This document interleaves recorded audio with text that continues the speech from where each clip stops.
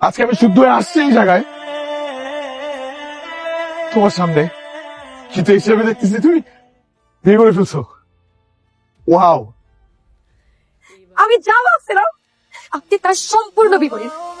আমার বলছেন আপনাকে বিশ্বাস করতে, মেহের প্লিজ। আপনি আমাকে ধরবেন না, আপনার কোনো রাইট নাই। আর আপনি আমাকে ক্লারিফিকেশন দিচ্ছেন কেন? আমি আপনার কাছে কোনো ক্লারিফিকেশন চাই? আচ্ছা, ওর নাম মেঘ। হ্যাঁ, সাদা মেঘের মতন দেখতে, তাই আমিও নাম রেখেছি মেঘ। তাহলে তো আপনারও নাম মেঘ হওয়া উচিত। সাদা পোশাকে আপনাকেও মেঘের মতোই লাগছে। হয়তো তাই। মেহের, আমি যদি ভুল না হয়ে থাকি আপনি মিস্টার সায়ান। তুমি মির্জা আঙ্কেলের মেয়ে। ছোটবেলায় যখন দাদু বাড়িতে অনেক আসতাম তখন তোমাদের বাড়িতে যেতাম। তুমি অনেক বড় হয়ে গেছো। নিজেকে ছোট করছেন কেন? আমিও প্রত্যেকেই নিজের জায়গায় সেরা। এখন আপনি যদি একটা মাছকে তালগাছ বেয়ে ওঠার ক্ষমতা দিয়ে বিচার করেন, তাহলে তো সে সারা জীবন নিজেকে অপদার্থই ভাববে। বাহ, কথাটা বেশ সুন্দর বলেছো। কথাটা আমার না, আইনস্টাইনের। ভালো, তুমি কবুতর কথাটা শুধু পালিয়ে না, আমি কবুতর ভালোবাসি। তাহলে তো তোমার নাম দেওয়া উচিত কি জানো, গ্রিক গড আফ্রোদিতি। কারণটা আমি জানি। আফ্রোদিতি হচ্ছে গ্রিক পুরাণে প্রেম ও সৌন্দর্যের দেবী, যার জন্ম হয়েছে কবুতর টানা রথের উপর, যার আশেপাশে সব সময় কবুতর থাকতো এবং সে কবুতরকে অনেক ভালোবাসত।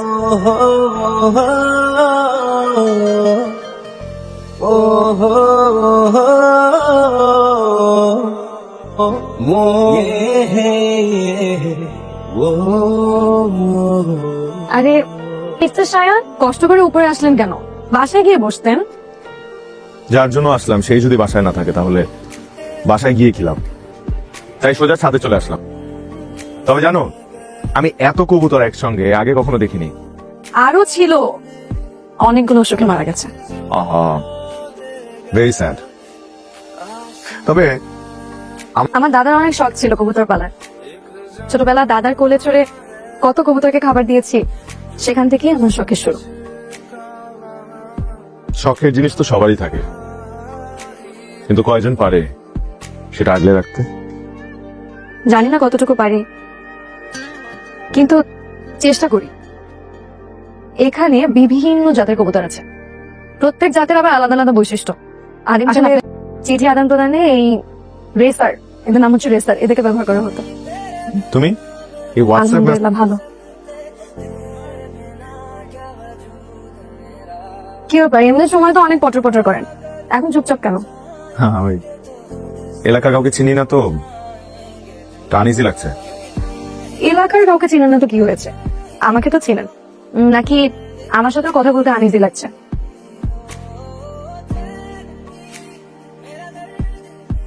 এই, আমাকে দে। আমাকে দে, আমি দিয়ে দিচ্ছি। বুঝলাম না, এতক্ষণ তোমার ঠেলেও পাঠানো যাইতেছে না, আর এখন কত আমারে দে। ঘটনা কি?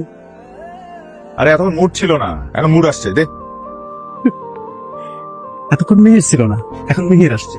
বেশি কথা বলিস না। চল। আস্তে পড়ে যাবো কিন্তু। পান? আপনি পান খান না? আমার ব্লাড ফোবিয়া আছে। রক্ত দেখে ভয় পাওয়ার সাথে পান খাওয়ার সম্পর্ক কি? আছে, সম্পর্ক আছে। যারা পান খায় তাদের দাঁত, জিহ্বা, ঠোঁট সব লাল হয়ে থাকে, রক্তের মতো লাল। দেখতে রক্ত চোষা ভ্যাম্পায়ারের মতো লাগে। তাহলে তো আপনার আমাকে এখন ভ্যাম্পায়ারের মতন লাগার কথা, তাই না? না, আপনাকে আমার ইঞ্জিনের মতো লাগে।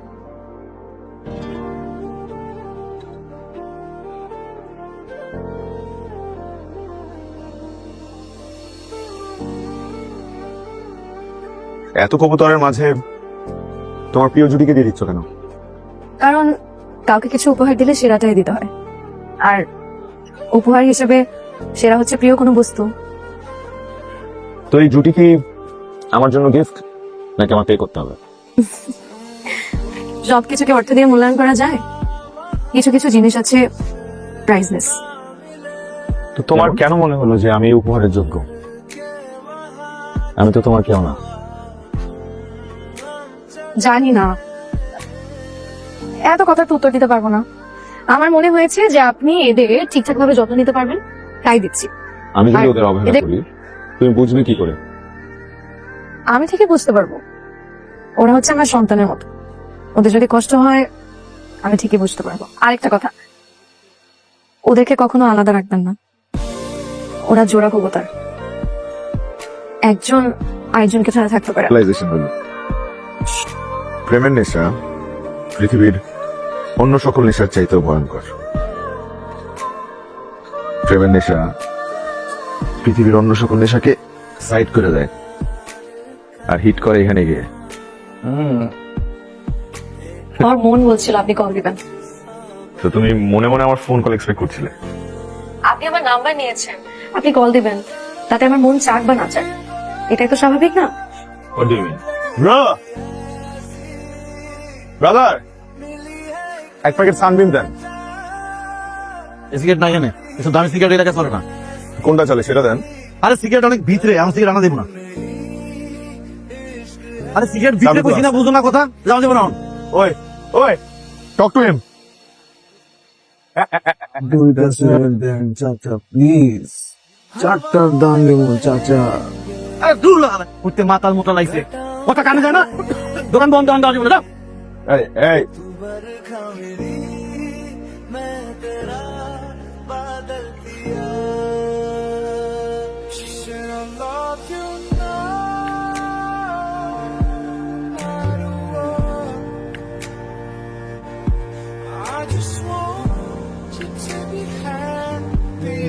আপনি কি পাগল? আমাকে দেখে কি তাই মনে হয়? আপনি না কাল ঢাকা গেলেন, এর মধ্যে আবার চলে আসলেন। চলে আসলাম। এখন বলো, কি বলবো? তুমি না বললে দেখা হলে বলবে। ওটা তো কথার কথা বলেছি। আমরা নেটওয়ার্ক বিজি। কিসের নেটওয়ার্ক? কে বিজি করে রেখেছে? নেটওয়ার্কে কে আছে? তুমি খাচ্ছি আন্টি। কত ছোটবেলা তুমি আমাদের বাড়িতে আসছিলা, তারপর তো এদিকে আসোই না। একবার কি হয়েছে জানো, তখন তোমার মা বাবার কেবল বিয়ে হয়েছে, তুমি তখনও হও নাই। সেই সময় মেহেরের ছোট কুকুর সাথে তোমার চাচার বিয়ে ঠিক হইলো, বিয়ের কথাবার্তা সব মোটামুটি ফাইনাল। এমন সময় কি হয়েছে, মেহেরের ছোট কুকুর আরেকজনের হাতে ভাই দেখছে। তারপর তো সে কি কাণ্ড রে বাবা, 5 বছর তোমাকে বাড়ির লাগে আমগো বাড়ির কোনো কথাবার্তা হয়নি, একেবারে বন্ধ আছে। উনি নতুন আসছে, কিছু বলছো? আপু হঠাৎ করে অসুস্থ হয়ে পড়ছে, আমরা হাসপাতালে নিতে হবে। আমি কি করবো কিছু বুঝতেছি না, এত রাতে তো কোনো গাড়িও পাবো না। আপনি কি একটু আসতে পারবেন প্লিজ? আচ্ছা তুমি চিন্তা করো না, আমি আসছি।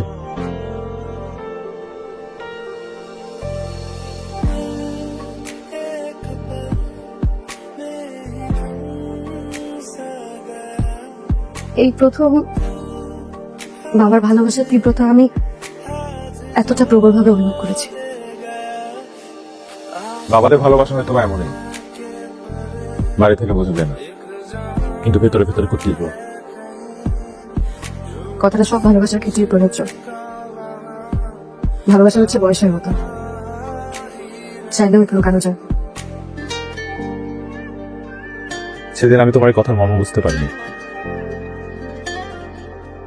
কিন্তু এখন আমি খুব ভালো করে বুঝতে পারছি যে প্রিয় মানুষ কষ্টে থাকলে কতটা কষ্ট পাও।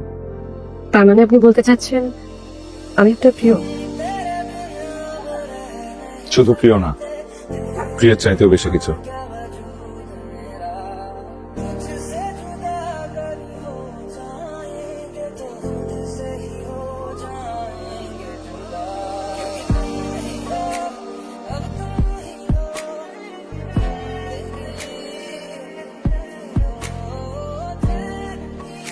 আমি আসলে তোমার মতো গুছিয়ে কথা বলতে পারি না।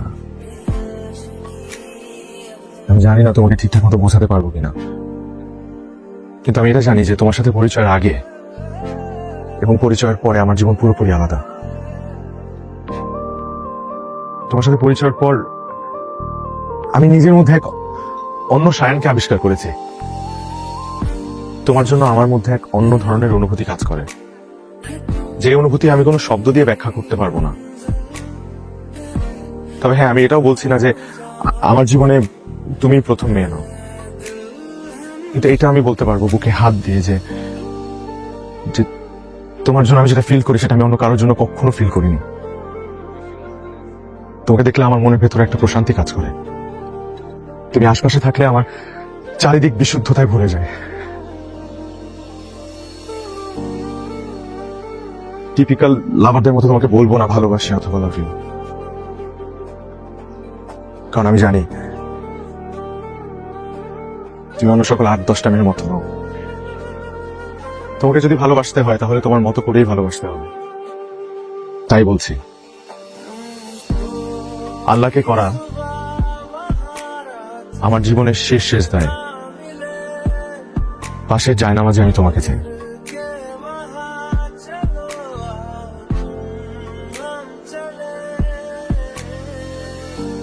আপনি খুব ভালো করেই জানেন আমি কেমন মেয়ে, তাই এর উত্তরে আমি কি বলবো সেটাও আপনি খুব সহজেই অনুমান করতে পারবেন। তারপরও উত্তরটা আমি তোমার মুখেই জানতে চাই। আমি ছোটবেলা থেকে পারিবারিক অনুশাসনে বড় হয়েছি। রক্ষণশীল পরিবারের মেয়ে হওয়ায় কোনোদিন বাবা মায়ের কোনো কথা অমান্য করিনি, কিন্তু আমার মনের অনুভূতি এখন আমার কবুতরগুলোর মতো, যারা মুখ ফুটে বলতে পারে না ভালোবাসি।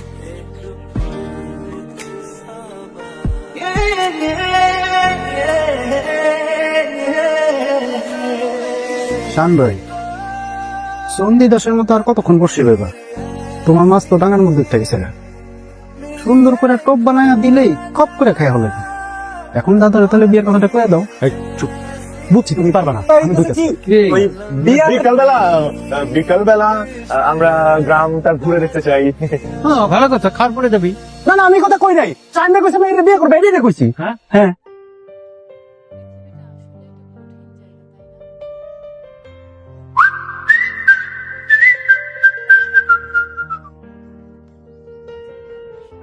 আর মুখ ঢাকতে হবে, বুঝলি?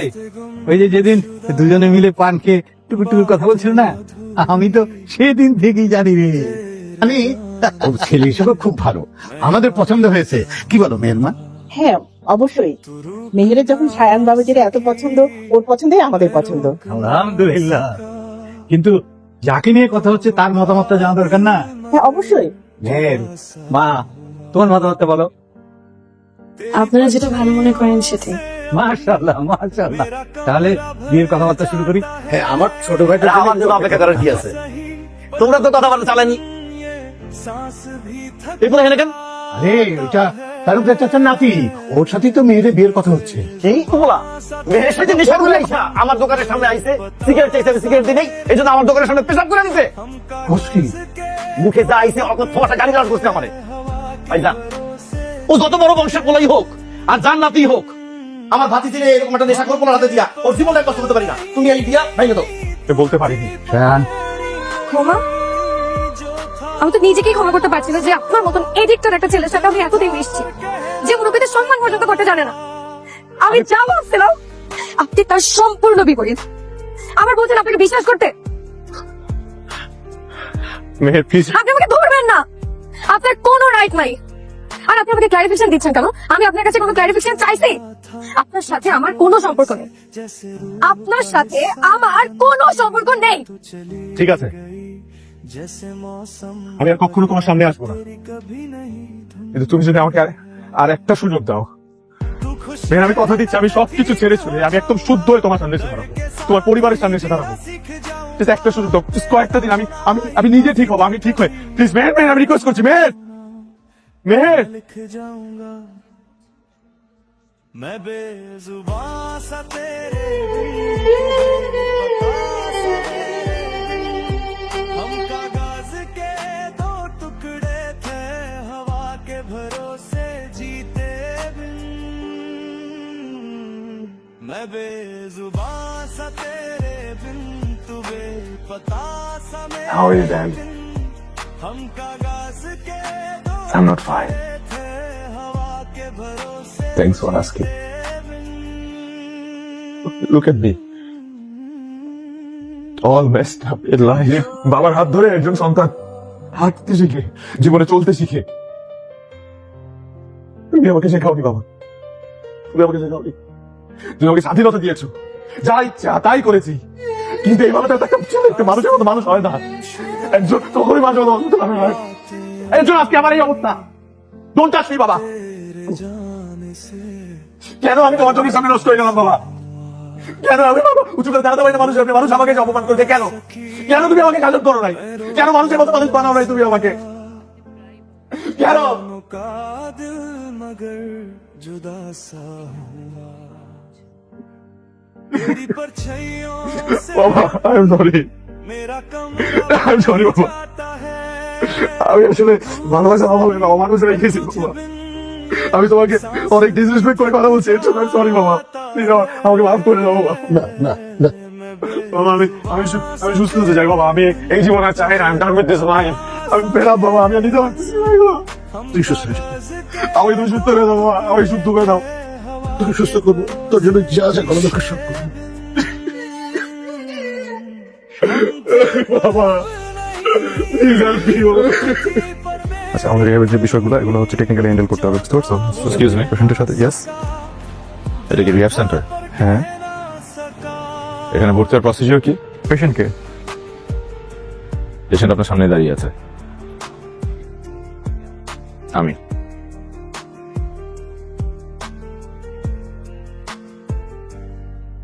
मैंने चाहा था तुझको वैसे जैसे रूह का हिस्सा बनती है तू चली गई जैसे मौसम पर याद तेरी कभी नहीं है।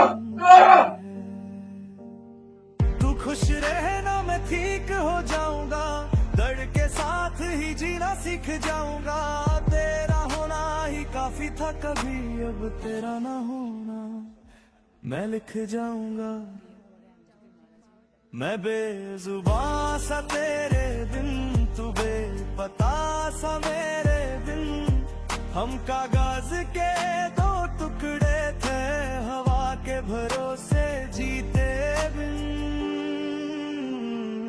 मैं बेजुबां सा तेरे बिन तू बेपता सा मेरे बिन हम मारे, कागज के তুই তো জানিস थे আমার দুইবার স্ট্রোক করেছে, তারপরেও বেঁচে আছি।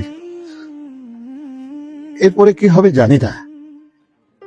আমি শুধু চাই তোরে একটা ভালো পাত্রের হাতে তুলে দিয়ে আমার দায়টা শেষ করতে চাই রে মা।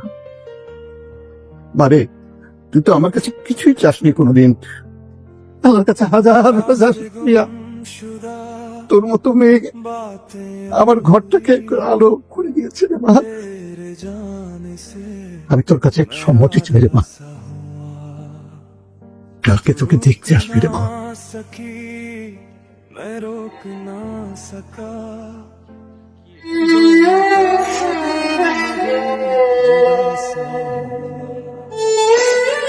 तेरी परछाइयों से मेरा कमरा भर তোমার যেটা ভালো মনে হয় সেটাই করো। सही पर तुझे सांस भी थक जाता है আপনার একটা কল আসছে, খুব সম্ভবত ইমার্জেন্সি। সামনে সামনে তুমি কই? মেহের তো বিয়ে হয়ে যাইতেছে, তুমি তাড়াতাড়ি বাড়িতে আসো ভাই। दो टुकड़े थे हवा के भरोसे जीते बिन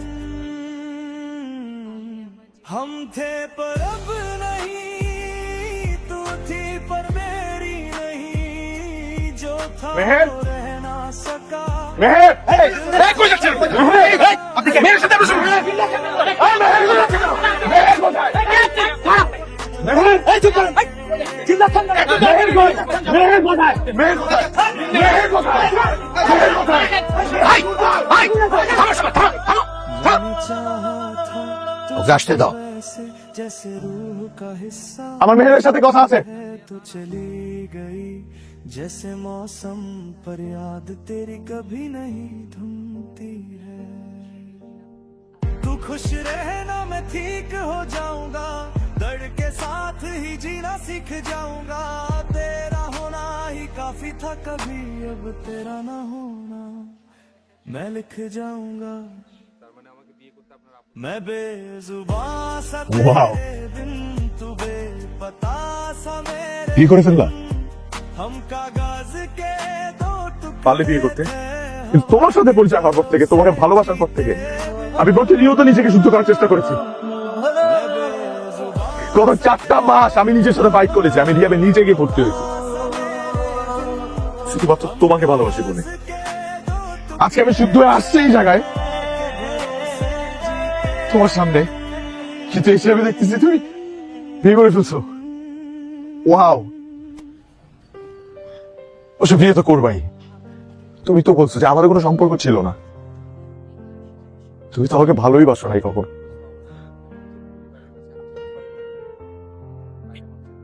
আমি তোমাকে ভালোবাসি সায়ান। शुदा बातें अधूरी तेरे जाने से मैं आधा सा हुआ तू रुक ना सकी मैं रोक ना আমাকে মাফ করে দাও বাবা, আমি কোনোদিন তোমার অবাধ্য হইনি, मगर जुदा सा কোনোদিন তোমার অবাধ্য হইনি বাবা। তুমি যখন যা বলছো আমি তাই করছি, কিন্তু আমি সায়ানের ভালোবাসার কাছে হেরে গেছি বাবা। तू दूर सही पर तुझ बिन তুমি জানতে চেয়েছিলে भी थक जाता है তোমার প্রতি আমার কোনো অনুভূতি আছে কিনা। मैं बेजुबान सा तेरे সেদিনের পর থেকে पता सा मेरे बिन আমার কাছে প্রত্যেক সিজনে আমি তোমাকে চেয়েছি। दो टुकड़े थे हवा के भरोसे প্রত্যেক তাহাজ্জুদের নামাজে চোখের পানিতে যায় নামাজ পেয়েছি তোমার কথা ভেবে। थी पर मेरी नहीं আর শুধু অপেক্ষা করেছি যে কবে তুমি আসবে আর আমি তোমাকে বলবো दिल था पर कहना যে আমি তোমাকে কতটা ভালোবাসি।